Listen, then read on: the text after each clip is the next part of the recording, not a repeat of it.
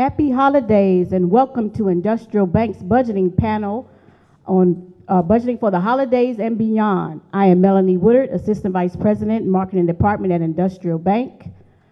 A little bit about Industrial Bank. We are a third-generation, family-owned community bank that was started in 1934 by Jesse H. Mitchell, who envisioned a financial institution that not only allowed blacks to make deposits in those banks, but to also obtain loans so they can enhance their quality of life through home ownership and entrepreneurship. Because as you may know, back in those days, we were able to deposit our money there, but we weren't able to make loans.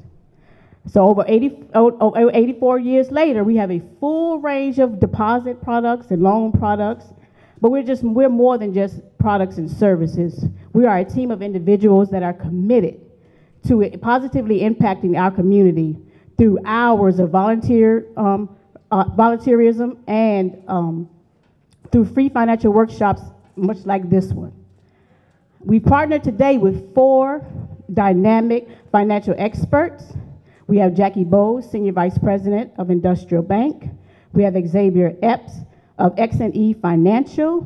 We have Chelsea Biggers, Budget Conscious Consumer Extraordinaire, and Sheila Harrison of Harrison Accountable Solutions. I'm going to allow them to say a little bit about themselves. Jackie? Good afternoon. Happy holidays, everyone. Again, my name's Jackie Bowles. I'm very excited to be here. I'm even more excited to represent Industrial Bank. As you all know, we're a CDFI, which means that we reinvest 60% of our assets back into the communities that we serve, and this is the community that we serve. And like Ms. Woodard said, we do that via sponsorships, lending products, financial literacy, and then just general service. Tomorrow, just for instance, we'll be out giving toys to children of incarcerated parents. And so, again, I'm happy to be here along with my colleagues, and I just look forward to a wonderful experience. My name is Xavier Epps. I'm the CEO and founder of X&E Financial Advising, LLC. Just happy to be here today. Thankful for Industrial Bank for having me. X&E Financial Advising has been in the business for a little over 7 years. We have a little over 600 clients. We do everything from budgeting to bookkeeping for small businesses to providing individual plans, budgeting for individuals as well, and mostly tax preparation year-round for small businesses, entrepreneurs, individuals, companies. So I'm just happy to be here, happy to give some information to the entrepreneurs out here, and as well as the individuals around budgeting for the holidays. Thank you. You don't need a mic. Hi, I'm Chelsea Biggers. I'm actually a client of Xavier's. I am a federal employee, and I also coach competitive cheerleading and competitive gymnastics. Like the rest of the panel, I'm happy to be here and just give you a little bit of my perspective. Good afternoon. I'm Sheila Harrison, and I'm the owner and CEO of Harrison Accountable Solutions. And my goal is to work with entrepreneurs, small businesses, and individuals just to make sure you realize every number counts. And it's the holiday season. Let's make sure we pay attention to our numbers, okay? Thank you so much. So we're here to talk about budgeting. I know for me, the word budget, I felt like I was going to be constrained if I had to create a budget. So I always was kind of hesitant about that. But then I attended this workshop about a year ago, and the facilitator actually said, you know, a budget actually gives your money direction. So when she put it to me that way, that made it seem a little more tolerable. I'll just say that. And then the other day, I looked up the word budget, and I found it online. But this one was specifically for businesses, but I believe that it could transfer over to personal. So it says budget, an estimate of costs, revenues, and resources over a specified period, reflecting a reading of future financial conditions and goals. A budget serves as a number one, plan of action for achieving quantified objectives. 2, standard for measuring performance. And 3, it's a device for coping with foreseeable adverse situations. I mean, you could apply all of that to personal. So with that, my first question is to the panel. Anyone can answer in accordance to your expertise. why budget? What is a budget? So anybody, you can start. Okay, I'll start. A budget is it's a need. It's what you need to do with your money. Yeah, You know, to give it direction, I guess. exactly. You know, it's a goal, so that's what you're working towards. So that's my idea of a budget. I think a budget is very, very important. Like Melanie said, it's assessing your current income streams versus your current expenses and anticipated future expenses, and creating some strategic goals and some disciplines and some behaviors to make sure that you're just not running haywire and you're just not doing any old thing with your money. It's a sense of control, it's having a relationship, and it's a sense of accountability, I believe. So whenever I sit with individuals and we talk about budgeting, the B word. Yeah, the B word. Like you said, they cringe up. Yeah. But I tell them that we're basically creating a strategic plan to accomplish all the goals that they want to do on a short-term and long-term basis. So whenever we create a budget, I try to make it also fun, because we're going to spend money discretionary, and we need to understand how much we're spending and why we're spending it and where it's being allocated to. And the budget helps you break down those, several categories between your debt and your entertainment and your bills. So the budget is a good guideline in order to be successful with the goals that you seek out. Well, they already covered it, but for me, I look at a budget as just keeping track of my finances so I know where everything goes, and like Xavier said, why I'm spending X amount on this or not. So Chelsea, you actually took that leap and you encountered your financial advisor. At what point did you decide you want to take that leap, and why? So for me, I know when Xavier and I first had the conversation, I told him, I said, I don't like to spend money. And he was like, well, where's all your money? And I was like, I don't know. So that was part of the reason why I reached out to Xavier for his services, because like I said, I don't like to spend money, but at the same time, I didn't have any. So I was trying to figure out where was it. So with his help, I was able, to see everything and say, okay, like I can actually save this amount of money. Oh. So I do have some money. I know where it goes now, but like I said before, I didn't know where it was going, and I don't like to spend money. And Xavier actually helped me spend money. He was like, I'm gonna need you to spend some money. So. Wow, spend some money. But that's what budget could do. It can help you see where you can actually spend some money. See, for me, I felt like I wasn't gonna be able to spend any money if I had a budget. So yeah. So is Jackie, is budgeting just about paying bills? No, it's not. And actually, if I can just go back, initially, I think it's something that can be really intimidating, but actually, after you go through the exercise and you go through the experience and you address the mess or whatever it is you have to deal with, it can be quite liberating, because you know where you stand, you know what your next step is going to be, and you're not subject to just financial changes and unexpected things coming up. You feel like you sort of regain a sense of power, and so I think we have to change our perspective when we hear the B word. It's going to hurt a little bit, but after you go through the process, I just, don't most of your clients feel a little liberated, right? Yeah. So I'm sorry, the question was? Oh, is budgeting just about paying bills? Yes. Absolutely not. Absolutely not. I think budget, the ultimate goal of a budget is to be able to pay yourself first, right? To create wealth for yourself and to be able to create wealth for future generations. I think that's the ultimate goal of budgeting. To get there are going to be some strategic steps that we have to take, some lifestyle changes that we'll have to take. But again, it's about prioritizing what you need to do to eliminate debt, to pay yourself first, to set up savings accounts for different goals and things that you have. So it's not just about paying bills. It's about setting your strategy for going forward for yourself, for your children, and your children's children. That's what I think about budgeting. So Sheila, you were very adamant about just do a budget. you gotta do a budget for a business.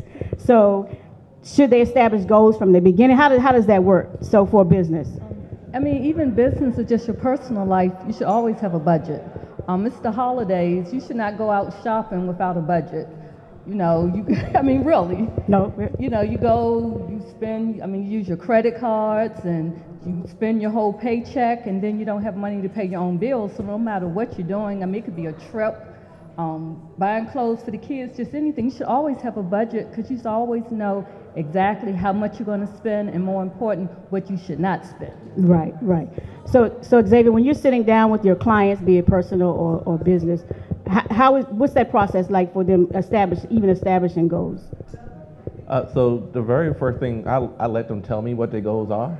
A lot of times for an individual, they can have these goals. I want to buy a house, I want to pay my car off, I want to get out of student loan debt. And it's all nice. That's all nice, but I live in a real world. I live in a more realistic aspect. When I put together a financial plan, I said, well, I noticed that the savings was kind of low. I want to bulk that up. I noticed that you didn't have money set aside for emergencies, which is why you keep getting in debt, because every time you have an emergency, you use a credit card.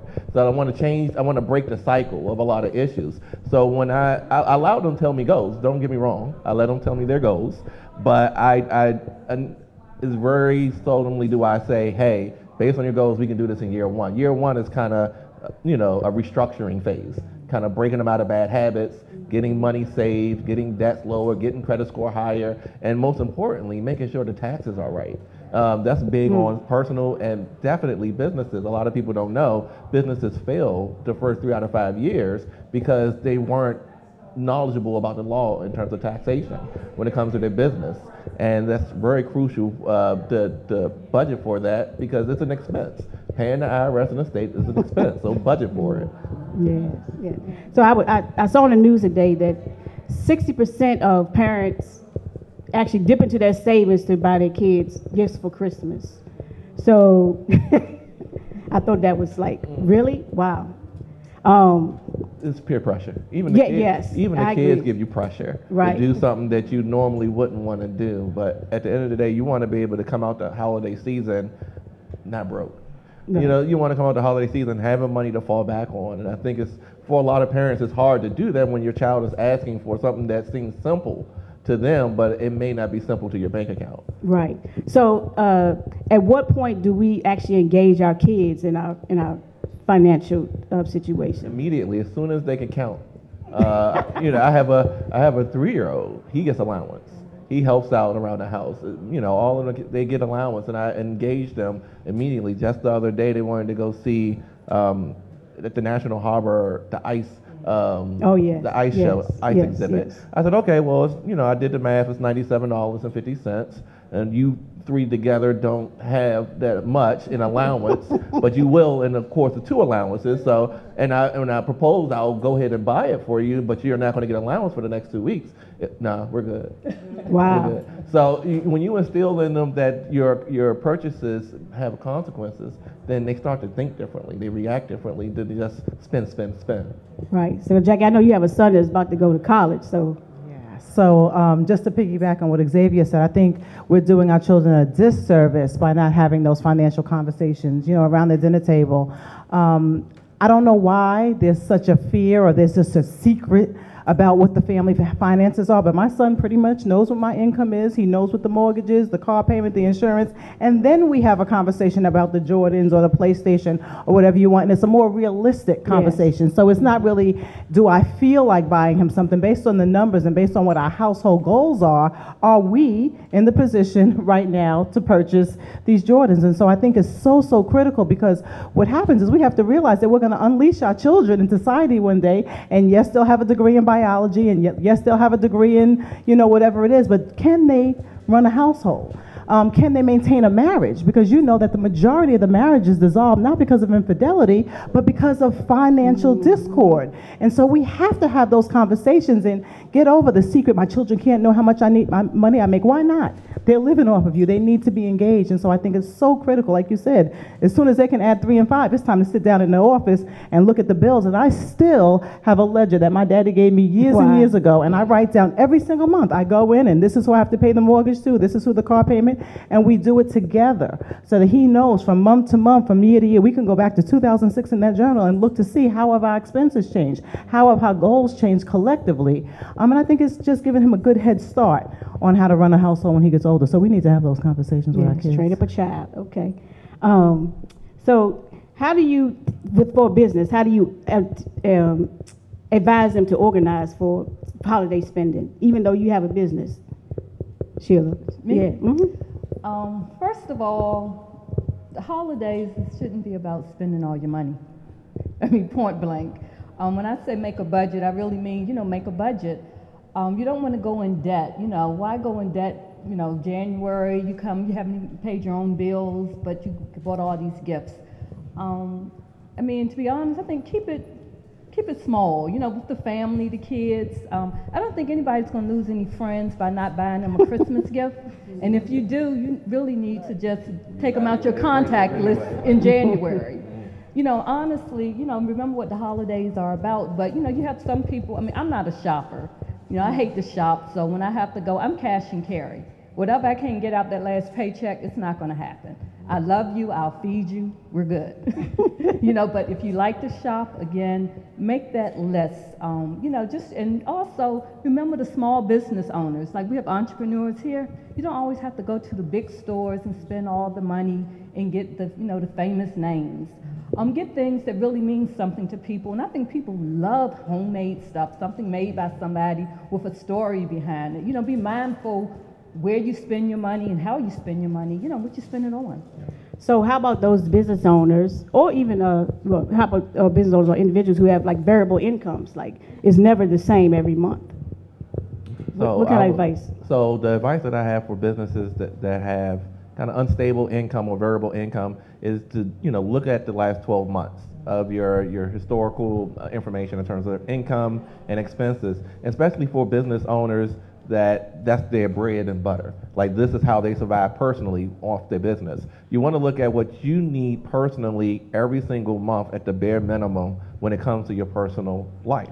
Your mortgage, your rent, the bare minimum. Don't add in personal spending money or retail therapy. Don't add in any, just the bare minimum. Once you assess the bare minimum, then you can look at your business side and say, what is the bare minimum in terms of expenses, in terms of operating expenses do I need for my business in order for it to survive? Once you figure out those two things, then you can look at the sway in income. These are my high months. These are my low months. These are my okay months. But because you know when you'll need that money, you can take away the excess cash flow and put it aside for a rainy day if you're a business owner. I see a lot of business owners, they just spend all the money just because it's there. And then when we get into a drought, it's like, oh man, I should have kept that couple $1,000s. I'm like, yeah, well, you spent it, now what you going to do? So it really puts you in a bind to not know. So the best way to, make sense of variable income is understand the past so that you could do better in the future. Yes, yeah. So I know for me, I have a problem with eating out a lot. So Chelsea, how do you address that? What, the eating out? Yeah, She don't eat. But as far as your budget, like, do you even account for that in your budget? I do. When I want to eat out, I pull from my the personal spending part of it. I don't pull from any other part. But so like Xavier said, you don't have like a line item that says eating out? No, there's no line item that says eating out. There's a line item that says groceries. So I'll purchase groceries and I'll cook at home, but if I have to grab something while I'm out, I'll pull it from my personal spending.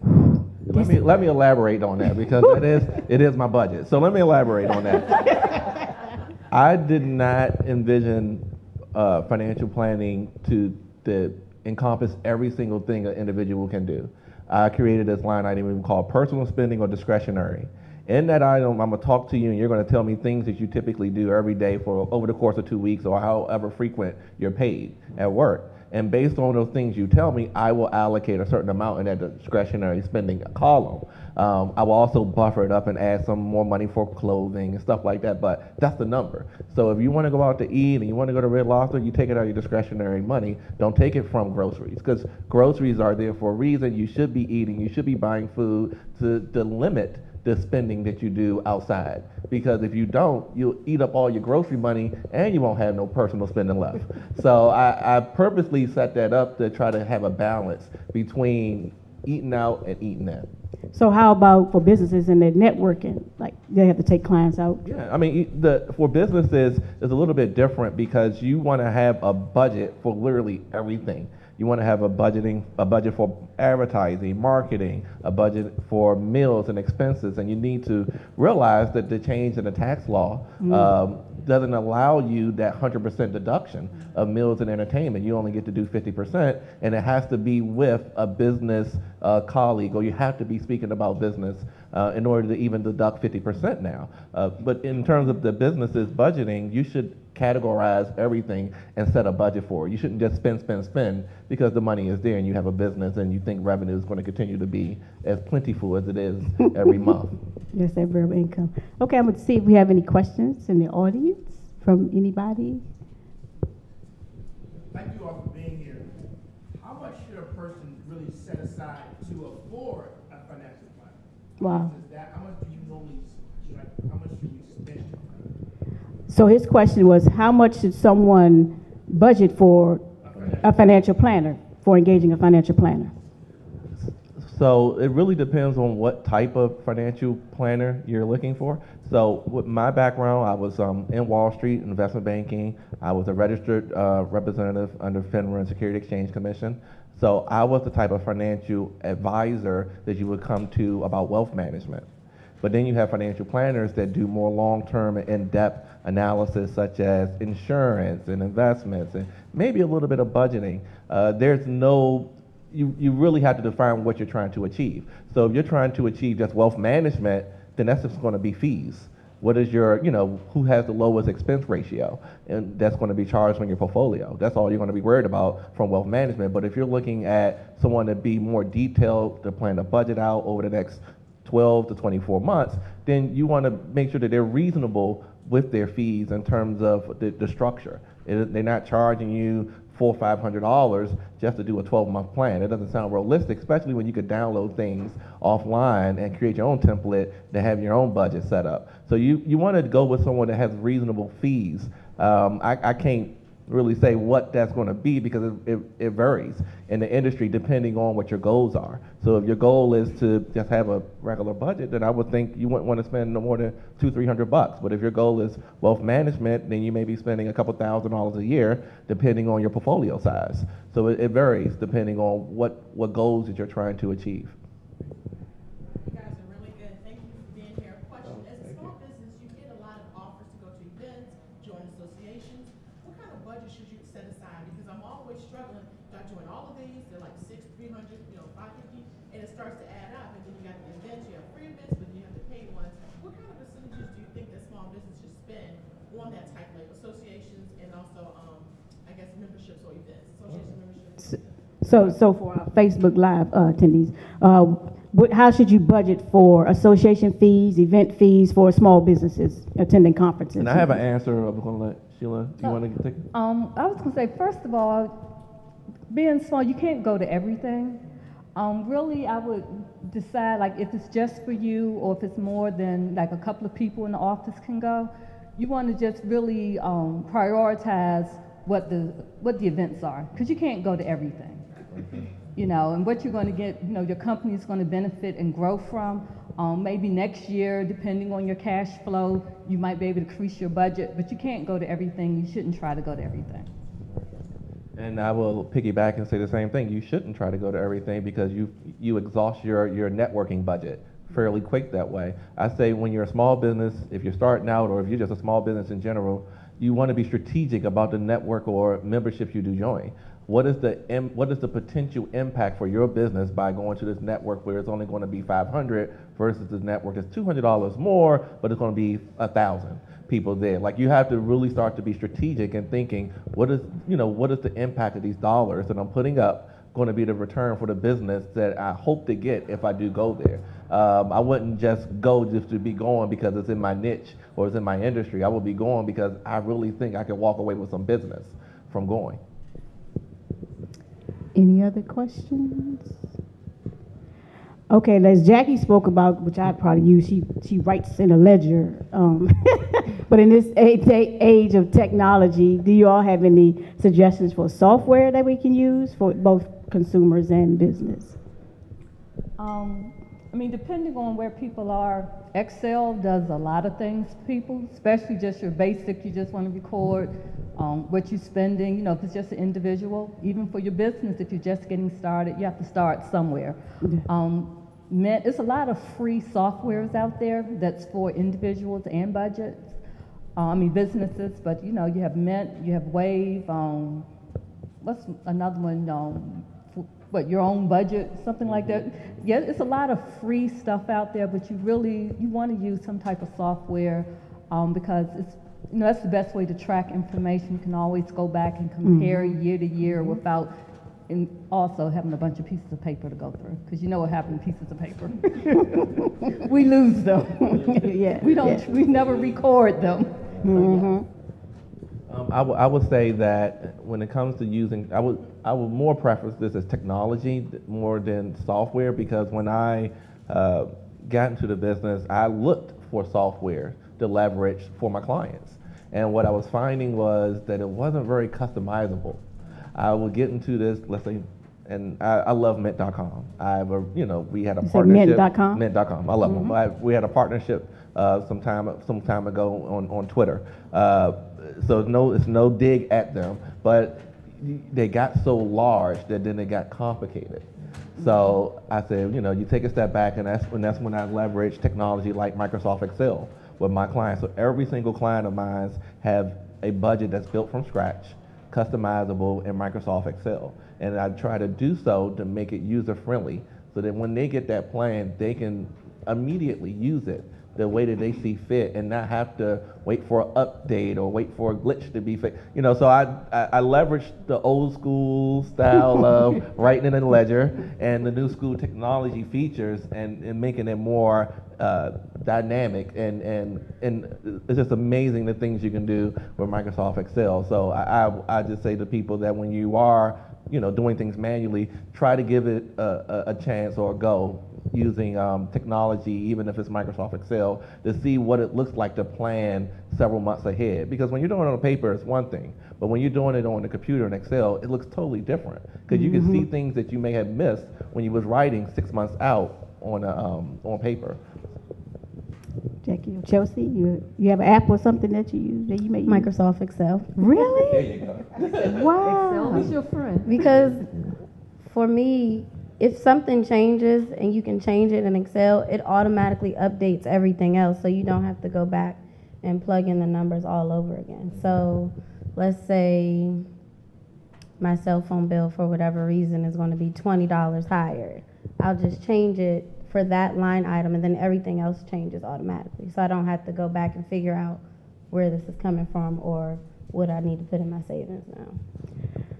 So we talking about budget. So what makes for a savvy consumer? Like, so now we budgeting, so we do have to spend. So what makes us a wise consumer? What tips and tricks can you give as a? Well, I didn't become a wise consumer, quote unquote, until I got a financial advisor. Oh, wow. So, and I say that because he actually really helped me realize, what was worth spending, or, this percentage should go towards there. And I think just knowledge, because like I said, I know how to add and subtract. I can add and subtract all day, but when it comes to the percentages and things like that, he really helped me with that. So, like, I don't know, he told me I was paying down like 12% of my overall debt. I was like, oh, okay. It doesn't seem like a lot, but when you look at the numbers, it's a lot, especially with student loans and things like that. So I think just knowledge, like you can go out on Google and ask Google, like, how do I become, I guess, a wise consumer, but it's not really going to tell you anything. So having like a real person to talk to and not the computer was actually good. Yeah, but with that 12% you were talking about, like you see that on a spreadsheet, that's really encouraging. And in the bank account, Through that, yeah. Sure. Something else, when it comes to being a wise consumer, it's like a mindset, right? So there's a couple of things that we have to really look at. Number one, what is your purchase? Is it a need? Is it a want? And then you need to allow yourself a cool-off period. And I met a couple several years ago in a seminar, and they said they had the $49.99 rule. And if they went and either of them independently or together saw something that was over $49.99, they spent 3 days just to decide, is this something that we really need? If they decided yes, they would make the purchase, right? After doing all the other due diligence, looking to see price versus quality, what other vendors provided. And if they did not purchase it, they still took that money out of their operating funds and they put it in a savings account. And over the course of the year, just 1 year, and they were pretty well-to-do individuals, but they saved almost $30,000 in purchases denied because they put that into place, okay? And so I just think that when you're going out to buy something of any, a substantial cost, you have to do your due diligence. Is it something that you need right now? How can I get this at a cheaper price, same quality, by using an alternative delivery, right? Is it Amazon? Is it this? Is it that? And then also, too, making sure that you really, really just, what am I trying to say? Just prioritize your spending. You really have to prioritize your spending. Also, think about if you're looking for a mattress, when do mattresses go on sale? Memorial Day, right? So you wait until Memorial Day because, everybody's going to have a sale on mattresses on Memorial Day. President's Day. President's Day is when all the winter clothing goes on sale. So that's a good time to go stock up for the following year. And so you have to think of all those creative things, referrals, making sure that you've contacted someone else. This is the market that I'm in. Does anybody have a referral? Social media. I see a lot of my friends on social media. I'm getting ready to purchase this or I'm getting ready to purchase that. Who has suggestions? So as a consumer, it is our responsibility to do all those things, to do our homework so that we can make sure that we're spending our money wisely. Yeah, so we have different households. We can have a two income household or a single household. So what is your advice? Because it can't be the same for each of those, I guess. I've been both, so. What would be your advice for, say, like a single parent? And I ask that because I know I've been to a lot of workshops and a lot of people didn't really address that. So if you have any advice for single parents with regard to budgeting. No one touch it? No, I mean, it got to be different. I'll touch it. I was trying to get some clarity on the question. So I guess in my mind, it's different for when you have a two-income household than when you have a single-income household. What would be your advice? Because I don't know, it may be the same advice you would give to both. Sort of. So when you have a household that's based on one income versus a dual income, my advice to the single individual would be a little bit more strategic and conservative than it would be for the two income household. And the reason being is because everything falls back on that single person. Yes. So because everything falls back on that single person, I may say you need to save a little bit more for emergencies than a person in a household that has two incomes. Or you need to be less frivolous with your spending as a person with two incomes, or you may not be able to go on so many vacations. So I may be more conservative in my approach in terms of what goals and things that we need to achieve financially when compared to a two-income household. Outside of that, the goal is the same in terms of saving money, paying down debt, and making sure your taxes are right. I don't care how many people have income in the household at that point. Anybody? Yes? I want to make sure that answer. Yes, I mean. Because I don't want you to say, I've been to so many seminars. No. This question. No, I get that from feedback from friends too. One thing I want to add is that's where communication comes in. Yes. I've been on both sides, and it can be challenging. And so one person can be, a saver, and really just maniacal about credit and saving, and another person might be a little, more, spending. And again, that's the divorce rate. But I think that there's the business behind the marriage, and you can't ignore the business behind the marriage. Love is wonderful, but there's also the business, and so I think that you have to have collective responsibility, open dialogue, and for some households, it may be that there are two separate accounts. For some households, there may be that there's one account that we all put money into. You have to figure out what's going to work best for what your collective strategic goals are, and also to support your partner. So if I'm a spender, maybe he needs to have all the money and give me an allowance. I don't know. But I mean, you have to work that out just to make sure that you're, reaching your goals and minimizing, financial disruption in the household. So, this has been great. You think? Any questions? I'm sorry. Any questions from the audience? Do we have any questions on Facebook? Again, I'm sitting getting a lot from you all, but you all touched on this marriage, this money in this household, and it knocks us out a lot. Is there any books or programs or any like strategy that you might say to be able to have that dialogue between husband and wife and money work better? Because a lot of times my philosophy about money is totally different from her philosophy about money. And is there some way that we can talk about how do we, is there a book that we can read, or someone we need to go, or a guru that we should bring to the house? Oh. Bring me. I'll be there. Come on, let's get some coffee on the table. Let's talk. So I believe in fairness when it comes to income, because there's no gender related to income. Right. So it doesn't matter if the wife is making more, she's the breadwinner, or the husband's making more, he's the breadwinner. When I look at the numbers, I'm looking at just the numbers. I don't care. I can find out later on that, oh, this is the little boy is making this type of money. Like, oh God, he's killing it. He needs to pay 75% of the bills because he's making all the money. So I look at the fairness of a budget, and I say, hey, if you got one of the spouses earning $66,000, and you got the other spouse earning $33,000, the combined income of the house is $99,000.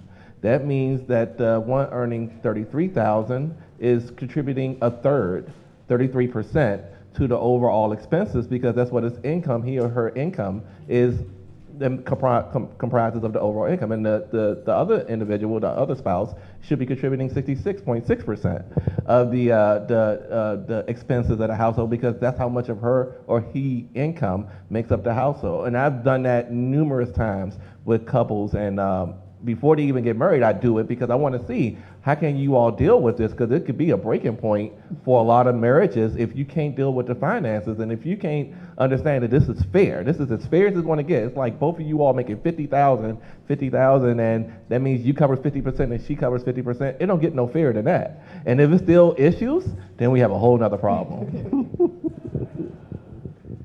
Any other questions? Question from the internet. How did you get started on preparing yourself to set up a budget for 2019? Oh, great. How do we get started for setting up a budget for 2019? That's actually was going to be my next question. Thank you. First of all, write down exactly what your goals are. And a budget does not always have to be for the whole year. You can always have a shorter budget, like for 6 months, or it could be 3 months, because people think we make a budget for a whole year and we know we have the whole year to work towards it. And then come November, December, you're rushing trying to get to this budget that you're not going to hit. So really make realistic goals of things that you can do before the year before the year ends. Just don't always look at everything as being 1 year. Make a list, prioritize what's important to you on that list, and build your budget from that. You know what money's coming in, you already know what bills you owe. You're going to write all that stuff down and prioritize what needs to be paid. And if you can, pay yourself first. How do you create your budget for the year? Xavier creates my budget for the year. I was just curious. So I would say for a lot of individuals that aren't clients of mine, which I would like you to be clients of mine, the look back at what 18 brought you, the financial wins and the financial losses, the things that you could have done better, make that a part of your 2019 goals. A lot of us start the year out with these very ambitious goals, and we try our best to do it, but we fail. Find out the reason why you failed in 18, so that won't be the same reason why you failed in 19. So when you're looking at how to go forward and doing it right in 2019, sometimes we have so many financial losses. If we just work on those, then we've already gotten to a great start for 2019.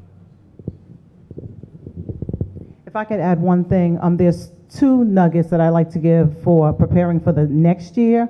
In January of every year for the past 3 years, the first week in January, I sit in the middle of my bed with my favorite dessert, and I take a look at all my vendors. And my vendors are my cell phone provider, my home insurance provider, my life insurance, all those things, right? And then I call them. And for instance, Geico, I've been with Geico since I was 16. I'm almost 50. And I call Geico and I say, I've been a customer with you for decades. I want the same coverage, same deductible, but I want a lower premium. And then I just hush. 90% of the time, I'm able to save money with all of those things that we would consider to be fixed expenses, right? So you can call your cell phone provider, you can call your insurance provider if you've been a good customer and you've been paying on time, and ask them for the same service, and then just wait for them to respond. And that's been really successful for me. Something else that we have to do is really have a better relationship with our money and our spending habits. A lot of times, and I'm so glad you said pay yourself first, because it's critical that we pay ourselves first. But I all too often hear, well, I can't afford to. Trust me, if every single one of us, from month to month, just 2 months, take your bank statement and highlight all those things that you didn't have to have on that bank statement, all those expenditures that weren't necessary, believe me, we will be in awe at how much we could have saved, right? And so just a couple, and then those things have to go in savings. So it's not only about recognizing it, what are you going to do differently? So I was so excited this morning to have a compliment on my hair, okay? I went and I got my hair done professionally one time. And it was expensive, but it was one time. I went on Google and I Googled how to do goddess locks. I went on Amazon and I found Amazon hair, and I learned how to do it myself. It saves me the money, but not only does it not save me the money, I take that $150 and I put it towards my son's college plan, or I put it in a savings account. So it's not just good enough to save the money. There's some sheet prints on my nails because I painted my nails last night before I fell asleep, and I fell asleep because I don't have the money to go to a salon to get my nails done. I have a son getting ready to go to college. My priorities are different. So instead, I take that $50 and I put it in a savings account. So each and every one of us can do some different things where we can identify areas of opportunity to save, but put it in a savings account where you're going to earn some interest and have the discipline not to touch it. And that will help you too when you meet with Xavier to say, I've been able to save X amount of dollars, and these are the things I'm going to eliminate, and how do you strategically set up goals. So there's some things that we can do to control ourselves so that we can have a better 2019. Wow. I really want to thank you all. You gave some great tips, even for me, who struggled in that area. Oh, yeah, one more question? Oh, okay. Oh, I did have a question. Oh, great. Two things. What percentage do you think small business should pay themselves? Because sometimes I do find myself just putting it back into the business and just say, I'm okay. I don't need to pay myself. So I want to make sure that I do other things. So the question is, what percentage should business owners pay themselves? Right. When you say pay yourself first, what percentage do you think? Pay yourself first. Well, so just to clarify, I think there are two different things being spoken about when they say pay yourself first. One of them is if you're an employee and you get a W-2, you pay bills, make sure you pay yourself along with those bills. To speak on it from a business aspect, a couple of different things matter, but I'm going to try to highlight two. One is the industry you're in. There's a lot of statistics and data available about what owners and business CEOs in your industry make. And they show it, and you can find the surveys and surveys out there. They show it, based on a certain amount of revenue a year that you make, you should pay yourself X. Or this is the average amount that business owners in your industry, let's say, you do bookkeeping or you do financial advising, based on a number of, not the number, but how much in revenue will determine how much in income you should take for yourself as an employee. And it also matters the type of structure of the business, if it's a C Corp, a S Corp, if it's just a sole proprietor. All those different things make a huge difference, because there are tax benefits to sole proprietors that aren't available to C Corps. Same thing, there's deductions that you could take as partnerships that you can't take as sole proprietors. So all of those different things affect your bottom line, and because it affects your bottom line, it's going to determine how much you can pay yourself. So if you look out there and see, hey, the average CEO in this industry makes $15,000 and they bring in $100,000 a year in revenue, then that means 15%. So then you can have your percentage right there just based off that quick research and looking at surveys. Thank you. Sure. How often should the business, particularly a small business, do a budget forecast? For CAT? Budget forecast? Budget forecast. Oh, budget forecast. How often should a business do a budget forecast? I would recommend quarterly, just to revise what is taking place. You do your year forecast once a year. So going into the new year, you do your year forecast. You see what, your goals based off last year's information. But you don't just do it and leave it. So you go and look back quarterly, quarter one, quarter two, quarter three, quarter four. You look at it and say, okay, how have I done compared to what I thought I was going to do? how have I aligned the actuals with the budget, and what things do I need to change to get back on track? So if you're only looking at it once a year, then by the time you look at it, you may be way off. You may be in a whole other state on the budget, and you're not even knowing because you weren't, tracking it quarterly. I say quarterly for businesses because there's a lot to do when you're the CEO, CFO, COO, CIO. When you're wearing all these different hats, there's a lot to do. But you bring in some help to help you do it. But for individuals, you're looking at your budget every payday. Right, Chelsea? Every payday, right? Okay, so you're looking at it every payday. So it's a year-long budget. It goes over 26 pay periods or 24 pay periods or monthly pay periods, whatever your frequency of your pay is. That's how long you should be looking at your budget from an individual perspective. But businesses, I understand, you got a lot going on. You're trying to make money. Do it on a quarterly basis. Thank you. Can I add to that? And even though, a lot of businesses, especially if you have an accountant or a bookkeeper, actually, you really should be updating your budget, your forecast monthly with the actual expenses. That way you always know where you are. Then you really do your, if you need to make changes, quarterly you make your changes, but you want to always know what your expenses are because 1 month can just blow you out the water. Mm-hmm. For personal finances too. Exactly. Any other questions? You have a question? Sure. So when should a business owner decide to invest in a financial advisor? At what point should a business invest in a financial advisor? Day zero. Oh. Day zero, out the gate. You need to find someone that's affordable, because even if you don't find the right financial advisor or accounting or CPA, find someone, because you can't do it. And unless you're doing finances, then okay, that's your lane. I'm real big about staying in your lane. So if I go to a PR person and they do PR, I'm gonna just say, hey, do whatever you need to do. I'm staying in my lane. I'm a finance guy. So that's what I do. So day one, you wanna find that, day zero, you wanna find that advisor, that accountant, that bookkeeping firm that can do it, and you just need to invest. It needs to become a fixture of your budget, and hopefully that person is charging you based on a flat fee, and it's not changing, and if it is changing, you all have the parameters set out in the contract. Why is it changing, or when will it change, so I know as a business owner how this expense is going to affect my bottom line. Last question. So how frequently do you all see Jackie and Xavier and Sheila, businesses fail because they fail to budget? How often do you see budgetings fail because they failed to budget? Right. So I'm not necessarily in the commercial lending department, but I do hear the stories of how by the time they come into the bank and they're looking for, a bridge loan or a cash flow loan, it's so late. And they've waited until there's some late pays and some slow pays, and then they're not necessarily lendable, right? And so just like Xavier said, they need to really, really hone in and gather that expertise right out the gate, so that when you come, the best time to apply for the loan is when you don't need the loan, right? By the time you need it, you have some challenges that you're going to be faced with. So I just think that all too often we have businesses that are faced with unnecessary challenge because they didn't do what they needed to do early on. I just was going to say, that's just setting yourself up for failure. You have to have a budget because you're setting yourself up. You just never know what's going to happen. And a budget is a roadmap for your business. It's your goals. And if you don't know where you're going, you definitely won't end up there. So to give a statistic on it, there was a survey, I'm unsure if it was the Internal Revenue Service, but they were speaking about the whole 3 out of 5 year rule, how businesses fail the first 3 out of 5. And the reason they point to was tax issues, right? But that's not the real reason. The real reason is budgeting. It's because that individual didn't have an accountant or someone telling them, here's what your numbers look like this month.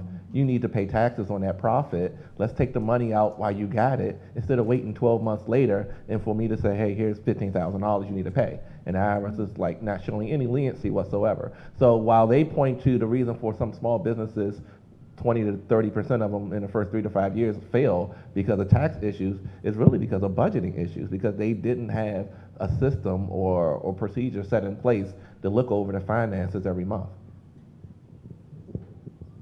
Thank you so much. Those are great questions. Anybody else have questions as we're about to close out?